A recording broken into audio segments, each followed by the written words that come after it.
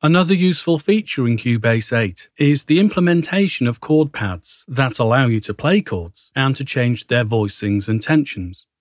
Additionally, in terms of harmonies and rhythms, they allow for a more playful and spontaneous approach to composition than the chord track functions that we've had in Cubase 7 for a while now. Once we have chord pads running, you'll find the chord pads zone at the bottom of the project window. So therefore, to open the function, one way is to select Project and then run down here to where it says Chord Pads, noticing the shortcut Ctrl plus Shift plus C. Okay, and there you see the Chord Pads function running across the foot of our project window. Now another way of doing this is with a MIDI or instrument track selected. I've got this VST instrument track selected, running Modart's Piano Tech, and that's what this Chord Pads function is going to be driving in this case. However, do notice that alert message. We have to activate Record Enable or Monitor of the MIDI or instrument track to use these chord pads. So I'll do just that.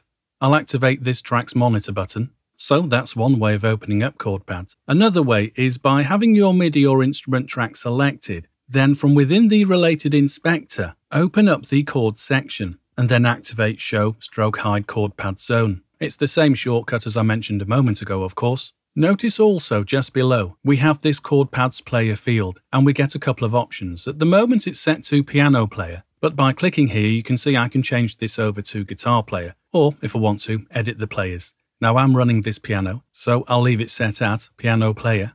Okay, so no matter how you do open up chord pads, we now see the chord pad zone with these following controls. The player that I've just spoken about is listed here. By default, because that's how we've set it, it says piano player.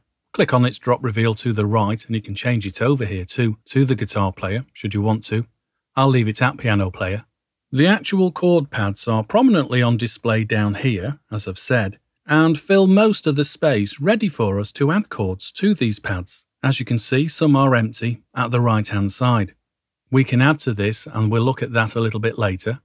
For all these non-empty pads, we see that each pad contains a chord symbol. If you want to change what is there, click on the Open Editor control on the left-hand edge of each chord pad. I'll change this one from A7 to A minor 7th.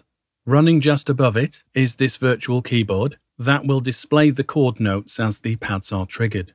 If you want to zoom in or zoom out, simply left-click on a key and drag up or down.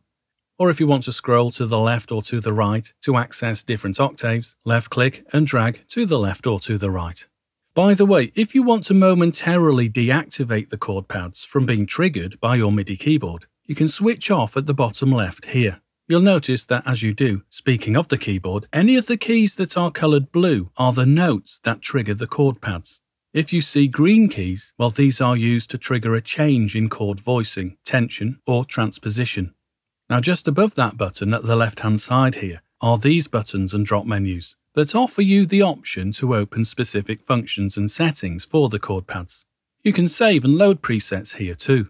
This button allows us to call open the functions menu. We could open up some chord pad presets by clicking on here. And then, quite importantly I suppose, the second button down at the left here is the button to display or hide the chord assistant that shows suggestions of chords that match the chord used as our origin.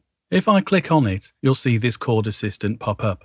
Now of course I've only shown you around the basics of this new Cubase 8 feature. There is much more to see, but hopefully you'll have seen enough now to whet your appetite. So let's look at the chord assistant next.